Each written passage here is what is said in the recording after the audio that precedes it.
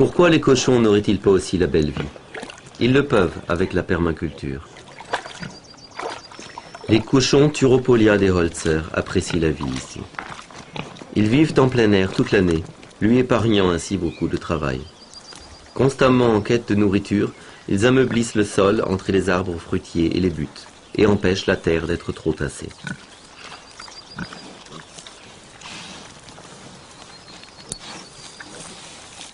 Dès qu'ils ont terminé leur travail dans un verger, ils entament le suivant.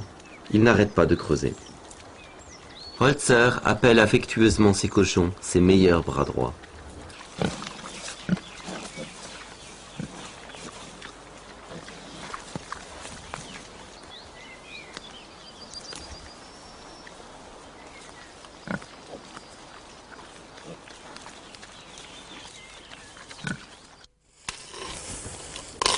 En permaculture, on adore expérimenter de nouvelles méthodes et reculer toujours les frontières du possible. Même les troncs d'arbres pourris ont un rôle à jouer. C'est là que Zepp répand des spores de champignons.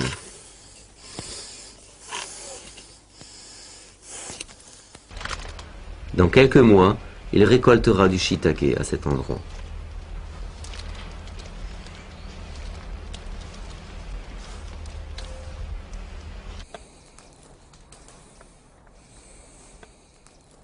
Holzer a la réputation de toujours tenter l'impossible, mais il sait qu'il peut récolter ses chanterelles dans des endroits inimaginables pour les autres agriculteurs.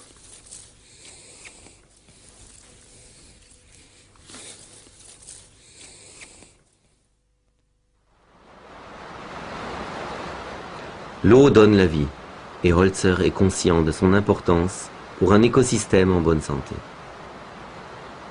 Depuis qu'il a pris en main le domaine, voilà plus de 30 ans, il a rendu à l'eau sa vocation naturelle. Il a créé plus de 70 mares et jardins d'eau sur une surface de plus de 3 hectares.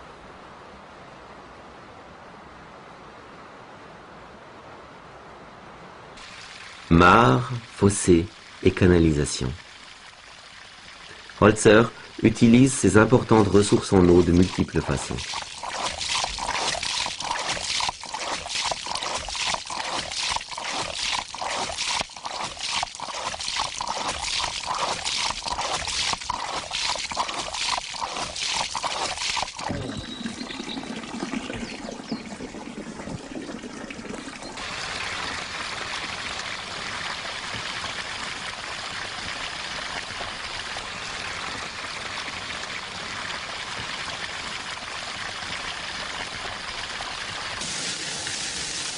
Le système hydraulique alimente son propre générateur de courant, produisant suffisamment d'électricité pour toute la ferme.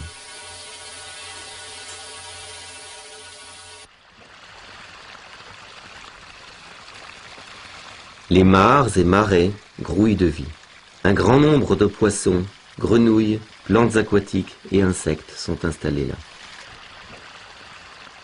Holzer conçoit ces mares comme des habitats naturels, avec des racines d'arbres et des zones marécageuses. Ici, les poissons peuvent se protéger de leurs prédateurs naturels. L'équilibre entre prédateurs et proies se maintient naturellement sans intervention de Holzer.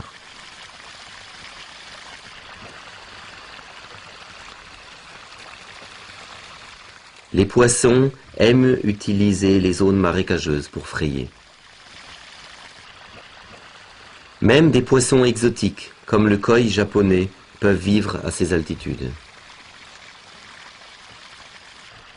La température dans les mares de Holzer est étonnamment élevée, grâce aux pierres une fois de plus, qu'il dispose dans chaque mare. Chauffée par le soleil, elle renvoie progressivement la chaleur dans l'eau. Et l'eau chaude, les plantes aquatiques adorent ça.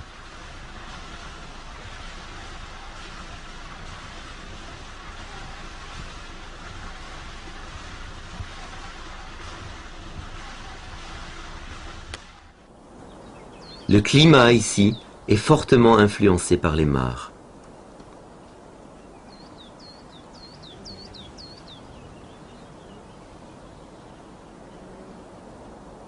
Puisque les rayons du soleil se reflètent sur la surface de l'eau et se répercutent sur le versant, Un microclimat unique est créé.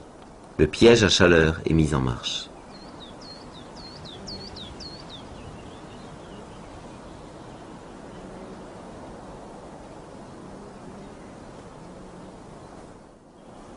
C'est parfait aussi pour les cerisiers.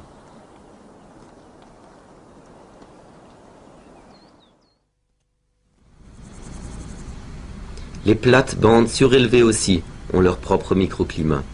Elles sont conçues pour tenir les plantations à l'abri des vents dominants, retenant par conséquent la chaleur et l'humidité. Couvertes de fleurs, les collines sont à peine reconnaissables en été.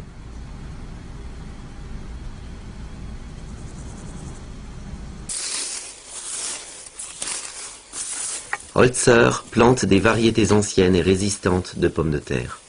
Leurs graines sont difficiles à trouver. Il fait aussi pousser des pommes de terre issues de croisements aux couleurs exotiques.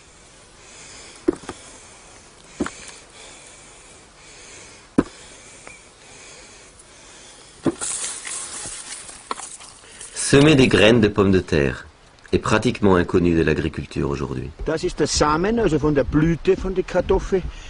Voici les graines de pommes de terre. Elles sont utilisées pour une propagation sexuée, pour créer de nouvelles variétés. Deux sortes de pommes de terre sont pollinisées par les insectes et ensuite croisées. En sélectionnant les variétés qui seront pollinisées, je peux créer les couleurs les plus exotiques.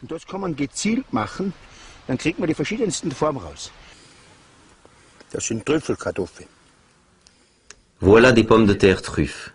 J'en ai de différentes sortes. Complètement violettes, bleu foncé, noires, et celles-ci ont les bords blancs.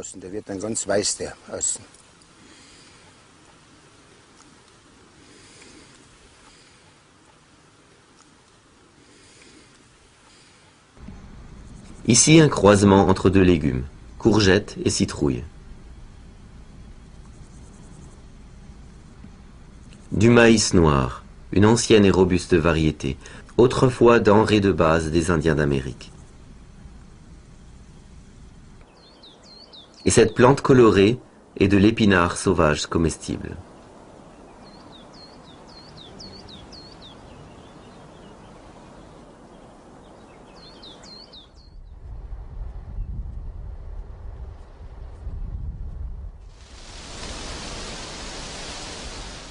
De l'été, on passe à l'automne au Krameterhof.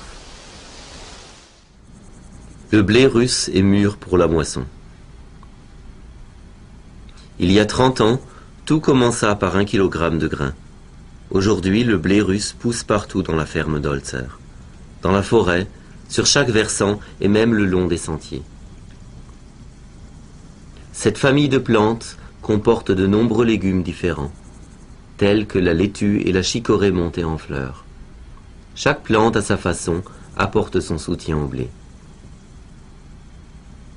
Comme par exemple celles qui servent de nourriture à la faune sauvage.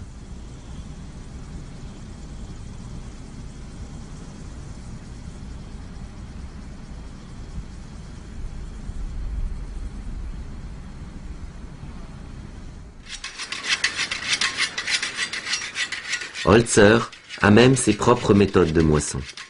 Il utilise le moins de machines possible, épargnant ainsi un coût élevé d'achat et de maintenance.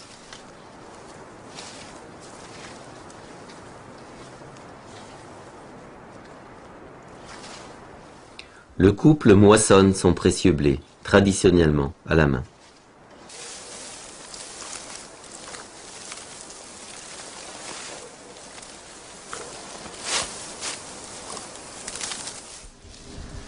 Le blé peut être utilisé de différentes façons, soit pour la fabrication du pain ou pour la vente de grains. Et la paille nouvelle peut servir de literie aux participants des séminaires du Krameterhof.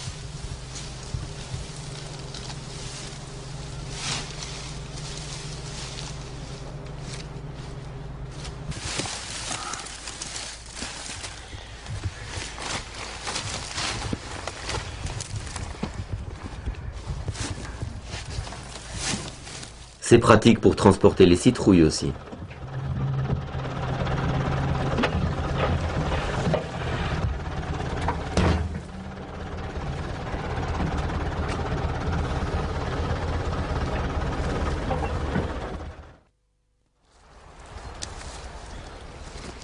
De nombreuses graines de plantes rares sont récoltées pour préserver les espèces dans le futur.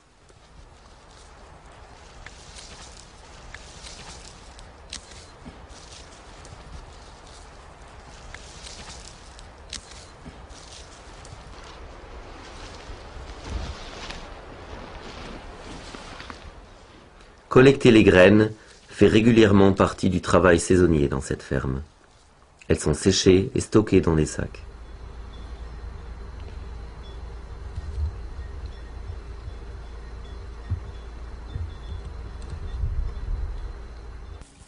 Produire ses propres semis aide Holzer à rester indépendant des gros semenciers de la filière agroalimentaire. En fait, il commercialise des semis.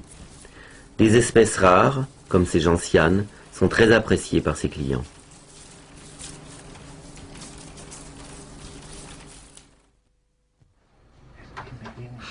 Les Holzer aiment la nature, mais ils doivent aussi être avisés en affaires, afin que leur ferme soit viable économiquement. Ils y parviennent grâce à un partenariat efficace avec la nature, leur permettant d'atteindre l'objectif d'un effort minimum pour un rendement maximum.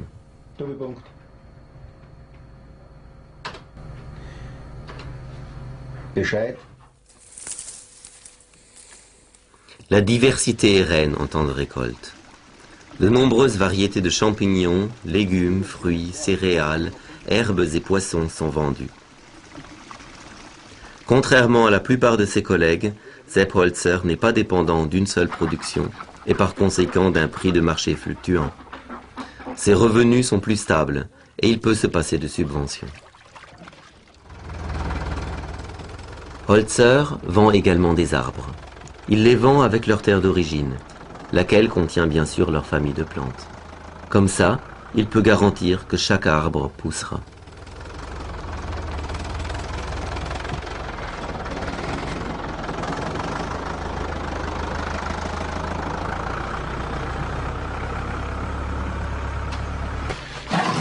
La production est emmagasinée dans des caves.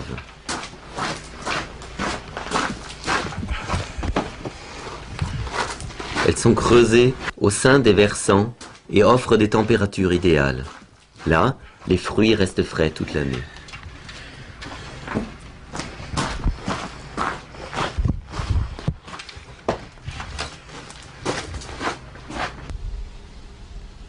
Holzer loue aussi ses 3 chalets de montagne à des gens qui aiment mener une vie simple dans la nature et manger ce qu'ils y trouvent.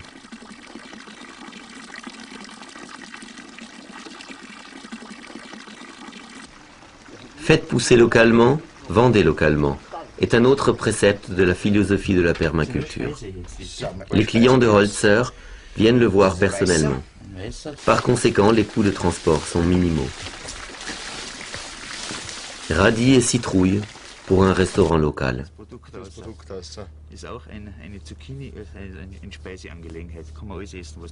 Le cuisinier veut la meilleure qualité possible et apprécie les produits d'Holzer.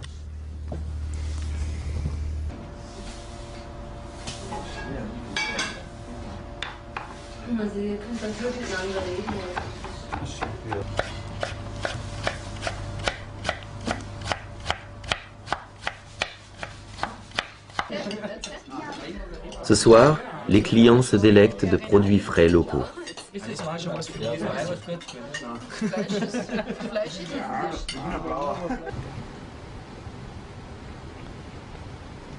Ces 3 dernières années, les séminaires du Krameterhof ont rassemblé un nombre croissant de gens intéressés.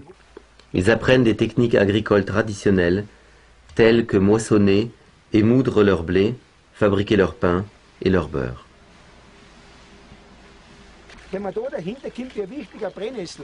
Partager son vaste savoir avec d'autres gens est une corde à l'arc de Sepp Holzer et une bonne source de revenus. De plus en plus d'agriculteurs se joignent maintenant à ces visites guidées et ces séminaires. Les agriculteurs commencent à comprendre qu'il est temps de changer leur méthode. Ils viennent nombreux pour écouter les conseils d'Holzer sur la meilleure façon de se convertir aux méthodes de la permaculture. Sepp Holzer veut aider les agriculteurs à revenir à des méthodes naturelles tout en utilisant le potentiel de leurs terres de manière rentable et productive. Natürliche Kreisläufe schaffen, dann arbeitet die Natur für dich. Créer des cycles naturels. Alors chaque plante, chaque animal, toute la nature travaillera pour vous. Vous n'avez pas besoin de 100 hectares. Avec beaucoup moins, vous pouvez très bien vivre comme fermier. Coopérez avec la nature, ne la combattez pas. In Kooperation, nicht in Konfrontation mit der Natur. Il y a 40 ans, bien avant que le mot permaculture soit inventé, Sepp Holzer a commencé à réaliser son rêve. Une ferme à la fois viable économiquement et totalement écologique. Aujourd'hui, il a une des plus importantes entreprises de permaculture en Europe. Il a transformé son désert de sapins en une ferme produisant une nourriture saine et abondante pour la communauté, de l'eau et de l'énergie pour leur consommation et un environnement favorable à l'épanouissement des animaux, des plantes et du sol. Il désire que les autres agriculteurs de la vallée se joignent à lui pour créer une région de permaculture. Par son climat et son économie, la vallée du Lungau est un territoire défavorisé. Le dessein de Sepp Holzer peut-il donner un nouvel espoir aux autochtones? Les fermiers locaux, les forestiers et les autorités locales semblent le penser. Ils sont favorables au développement de ces idées. Au cours de leurs rencontres régulières, ils cherchent les moyens de réaliser ce projet pour le bénéfice de tous. La permaculture, telle qu'elle est pratiquée par les Holzer sur les pentes de la froide vallée de Lungau, montre qu'un développement durable n'est pas une utopie. En considérant les ravages que les méthodes agricoles modernes font à nos contrées, cette option devrait être prise très au sérieux, très vite.